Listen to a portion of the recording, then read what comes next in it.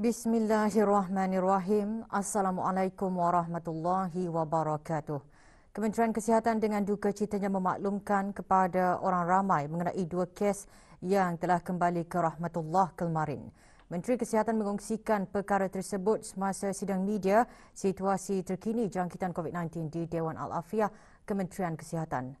Menurut Yang Berhormat Datuk Seri Setia Dr. Haji Awang Muhammad Isham bin Haji Jaafar, kedua-dua kes tersebut masing-masing seorang perempuan tempatan berusia 85 tahun dan seorang lelaki tempatan berusia 69 tahun meninggal dunia akibat jangkitan paru-paru setelah dijangkiti COVID-19. Menyertai sidang media tersebut, Yang Berhormat Datuk Seri Setia Dr. Awang Haji Muhammad Amin Liu bin Abdullah, Menteri di Jabatan Perdana Menteri dan Menteri Keuangan dan Ekonomi kedua. Kes pertama ialah seorang perempuan tempatan berumur 85 tahun yang merupakan kes 609 yang telah dilaporkan pada 14 Ogos 2021. Manakala kes kedua ialah seorang lelaki tempatan berumur 69 tahun yang merupakan kes 1629 yang dilaporkan pada 22 Ogos. Kedua-dua kes ini telah mengalami masalah jangkitan paru-paru setelah dijangkiti COVID-19. Sehubungan dengan ini, demi menjaga confidentiality dan menghormati privasi keluarga kedua-dua kes ini, Kementerian Kesihatan tidak akan mengongsikan butiran pribadi mereka. Orang ramai juga dipohonkan untuk sama-sama menghormati dan tidak menyebarkan maklumat-maklumat berkaitan dengan kedua-dua kes tersebut. Di kesempatan ini, saya mewakili warga Kementerian Kesihatan dan keseluruhan rakyat negara Brunei Darussalam mengucapkan taksiah kepada keluarga mereka dan berdoa semoga roh mereka dicucuri rahmat dan ditempatkan bersama-sama para salihin. Sementara itu, 110 kes baharu jangkitan COVID-19 disahkan kemarin di negara Brunei Darussalam yang membawa jumlah keseluruhan kes di negara ini kepada 1,983 orang. Pada masa ini terdapat 40 kluster aktif, termasuk 2 kluster baru iaitu kluster 1597 mengandungi 10 kes dan kluster 1640 mengandungi 6 kes. Terdapat juga 53 tambahan kes-kes baru pada kluster-kluster aktif yang sedia ada yang membawa jumlah kes di dalam semua kluster yang aktif banyak 1198. Selain itu, terdapat 3 kes import yang dicatatkan pada hari ini, 2 kes yang telah tiba ke negara ini pada 11 Ogos 2021 dengan menaiki penerbangan di Raja Brunei BI874 dari Kuala Lumpur. Manakala 1 kes telah tiba ke negara Brunei Darussalam pada 11 Ogos 2021 dengan menaiki penerbangan di Raja Brunei BI684 dari Manila. Manakala terdapat 46 kes yang masih dalam siasatan bagi mengenal pasti sumber jangkitan. Kes-kes dalam kluster-kluster aktif ini adalah mereka yang sedang menjalani kuarantin setelah didapati mempunyai kontak yang beberapa kes positif sebelumnya. Pengesanan kontak bagi semua kes-kes baru ini masih giat dijalankan dan semua kontak terdekat yang dikenal pasti akan diarahkan untuk menjalani kuarantin mandatory dan ujian RT-PCR SARS-CoV-2. Dalam pada itu, 32 kes telah disahkan sembuh, membawa kepada jumlah kes yang sembuh kepada sebanyak 468 kes. Ini bermakna pada ketika ini terdapat 1,508 kes aktif di negara Brunei Darussalam. Di kalangan kes-kes aktif tersebut, 4 kes dalam keadaan kritikal, yang mana 3 daripadanya memerlukan bantuan mesin pernafasan ataupun artificial ventilation dan 1 lagi kes yang masih memerlukan bantuan mesin tambahan heart lung machine ataupun ECMO. Sementara itu, 27 kes lain juga sedang ditempatkan di unit rawatan intensif bagi pemantauan rapi. Dalam tempoh 24 jam yang lalu, sebanyak 4,349 sampel telah diuji bagi virus SARS-CoV-2 yang membawa jumlah keseluruhan ujian makmal dijalankan sejak Januari 2020 kepada 209,272 ujian. Di kesempatan ini, marilah kita memohon keampunan kepada Yang Maha Esa. Semoga segala doa-doa kita ni dimakbulkan dan semua urusan kita ni khususnya untuk mengawal wabak ini akan dipermudahkan. Amin, amin, ya Rabbal Alamin. Memandangkan pada ketika ini ada antara pesakit yang disahkan positif COVID-19 masih berada di kediaman masing-masing, Menteri Kesihatan menasihatkan orang ramai agar tidak merasa cemas, sebaliknya individu-individu berkenaan diasingkan. Jelas Menteri Kesihatan lagi, mereka ditempatkan di bilik berasingan dan menggunakan peralatan pakai buang. Di samping itu, orang ramai juga dinasihatkan untuk sentiasa mengamalkan kebersihan di rumah dan memantau keadaan pesakit berkenaan. Walau bagaimanapun, perkongsian tandas dibenarkan dengan memastikan ia dibersihkan selepas digunakan.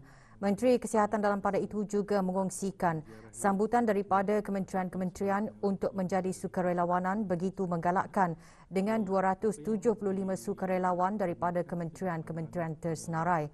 Sukarelawan berkenaan membantu Kementerian Kesihatan dalam mana-mana tugas yang diperlukan. Kutipan sumbangan COVID-19 Relief Fund kini berjumlah RM1,557,062.56.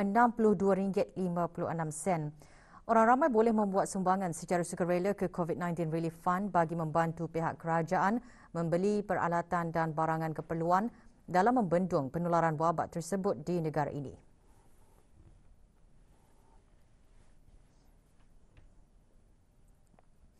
Orang ramai dikehendaki memakai sungkup muka pada setiap masa, terutama sekali apabila berada di dalam bangunan di tempat awam dan sesak. Sesiapa yang gagal mematuhi arahan pemakaian sungkup muka boleh dikenakan denda RM100 di bawah Akta Penyakit Berjangkit. Kita ikuti promo ini.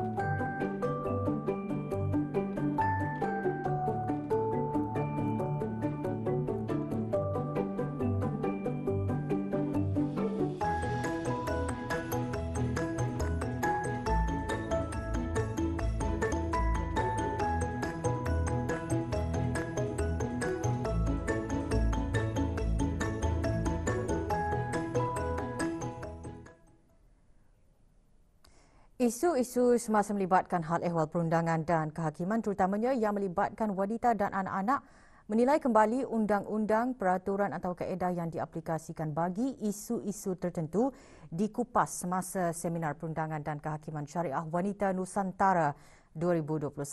Seminar sehari secara dalam talian itu dianjurkan oleh Jabatan Kehakiman Syariah Malaysia dengan bertemakan wanita, isu-isu semasa perundangan dan kehakiman syariah.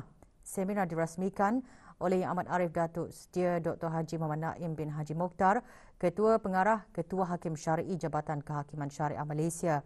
Menyertai seminar yang berhormat Pihin Orang Kaya Paduka Seri Utama Datuk Paduka Seri Setiawang Haji Salim bin Haji Besar, Ketua Hakim Syar'i Negara Brunei Darussalam, dari Bangunan Mahkamah Besar dan Mahkamah Syariah Bandar Seri Begawan. Di samping itu, seminar juga membuka ruang kepada pegawai wanita untuk meneroka peranan dan berkongsi cabaran sepanjang keterlibatan dalam bidang perundangan dan kehakiman syariah serta meneliti prospek kerjaya pegawai wanita dalam bidang perundangan dan kehakiman syariah. Seminar turut menyaksikan pembentangan kertas kerja daripada Wakil Negara Brunei Darussalam iaitu Dayang Kartini binti Haji Abdullah, Pendaftar Mahkamah Tinggi Syariah bertajuk Peranan dan Cabaran Pegawai Perundangan dan Kehakiman Syariah Wanita di dalam Sistem Kehakiman dan Perundangan berdasarkan pengalaman di negara-negara serantau. Pembentangan antara lain mengongsikan mengenai pencapaian kaum wanita di dalam bidang kehakiman di negara Brunei Darussalam dan cabaran daripada aspek prospek kerjaya dan beberapa kekangan undang-undang yang melibatkan wanita. Kesihatan mental merupakan tahap kesejahteraan individu dalam menjalani kehidupan seharian.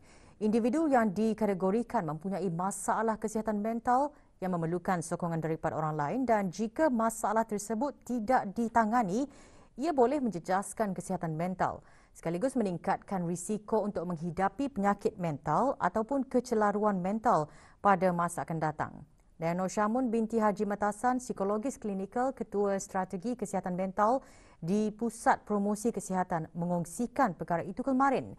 Jelasnya lagi, setiap individu perlu menjaga minda atau kesihatan mental, lebih-lebih lagi semasa penularan wabak COVID-19 ketika ini. Jadinya perasaan tertekan ataupun stres, kegelisahan atau perasaan uri serta ketidakpastian ataupun yang orang putih uncertainty adalah antara emosi-emosi ataupun perasaan-perasaan yang selalu kita lalui lumrah kita lalui pada masa ini. Semua orang merasakannya, bukan saja dari kita ni barangkali di kalangan tingkat umur dewasa, bahkan juga dari kalangan orang yang lebih muda, seperti kanak-kanak dan remaja, serta para warga emas kita ni. Sebagai sebahagian daripada inisiatif pelaburan sosial, Syarikat Brunei Gas Carriers BGC menghulurkan sumbangan barang keperluan kepada Kementerian Kesihatan bagi para pesakit COVID-19 yang dimasukkan ke Pusat Pengasingan Kebangsaan. Sumbangan diserahkan oleh Awang Haji Nur Mahadi bin Haji Hossaini, Wakil BGC. Sumbangan dihasrat dapat meringankan beban yang dihadapi Kementerian Kesihatan ketika negara yang pada masa ini berdepan penularan wabak COVID-19. Pembayaran secara dalam talian kini semakin menjadi pilihan orang ramai ketika kebimbangan mengenai peningkatan kes baharu jangkitan COVID-19 di negara ini.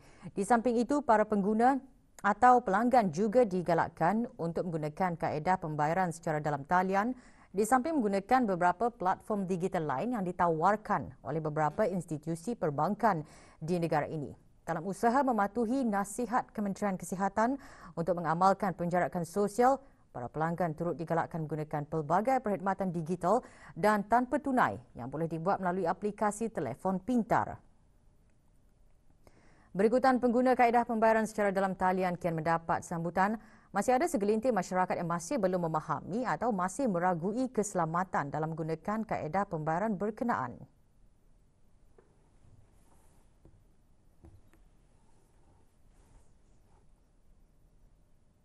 Sebarang pembelian secara maya ni, setiap kad yang kita pakai itu, debit card atau credit card, ia ada ciri keselamatan.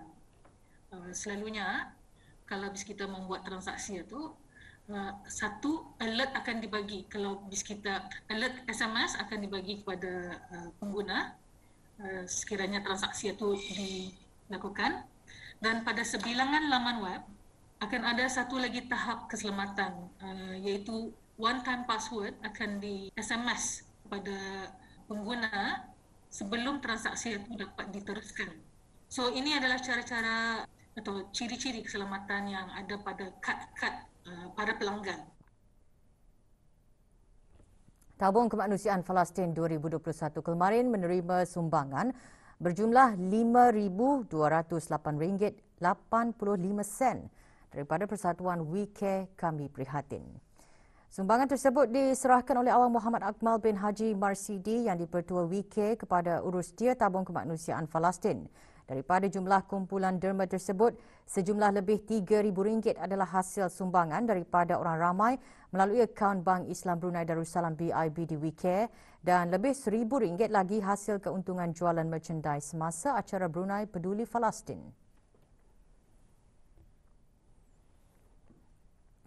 Berikutan situasi jangkitan COVID-19 di negara Brunei Darussalam, Kementerian Hal Ehwal Agama memaklumkan tarikh pelaksanaan peperiksaan lisan bagi peperiksaan sijil Sekolah-Sekolah Rendah Agama SSSRU yang dijadual bermula 2 Ogos 2021 hingga 31 Ogos 2021 adalah ditunda ke 10 Januari 2022 hingga 31 Januari 2022. Tiada perubahan bagi peperiksaan bertulis yang akan bermula 15 November 2021 hingga 29 November 2021. Walau bagaimanapun, pelaksanaan peperiksaan lisan dan bertulis tersebut adalah masih tertakluk kepada perkembangan semasa jangkitan wabak COVID-19 di negara ini dan sebarang perubahan tarikh serta maklumat mengenainya akan dimaklumkan dari semasa ke semasa.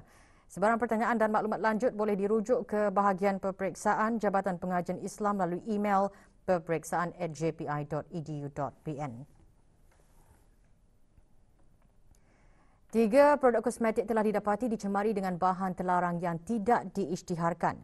Pencemaran produk tersebut ditemui dari hasil ujian makmal bahagian farmasi Jabatan Perkhidmatan Saintifik Kementerian Kesihatan.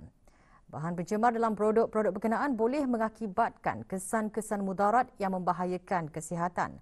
Penggunaan hidrokinon tanpa pengawasan boleh menyebabkan perubahan warna kulit, hypersensitivity, bahagian kulit yang disapu menjadi biru hitam atau gelap serta boleh meningkatkan risiko kanser kulit, dan tretinoin merupakan bahan yang digunakan dalam ubat-ubatan yang memerlukan preskripsi bagi merawat penyakit kulit.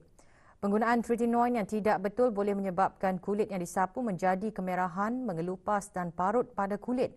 Orang ramai yang menjual produk tersebut secara dalam talian seperti Facebook dan sebagainya adalah menjadi satu kesalahan di bawah Akta Racun 1956 untuk menjual mana-mana produk yang mengandungi bahan yang dikawal di bawah akta berkenaan, dan jika sabit kesalahan boleh didenda RM8,000 atau penjara 6 bulan, dan jika seseorang melakukan sesuatu atas kecuaiannya sendiri yang membahayakan atau mungkin membahayakan nyawa manusia, jika didapati bersalah didenda sebanyak RM16,000, penjara 12 bulan. Maklumat lanjut hubungi bahagian compliance dan pelesenan melalui talian telefon 239-3298, sambungan 208, hantar email kepada pharmacy.enforcement@moh.gov.bn atau berjumpa pegawai compliance dan pelesenan di bangunan Jabatan Perkhidmatan Farmasi, Kampung Madras, Mukim Gadung A, atau hubungi talian Darussalam 123.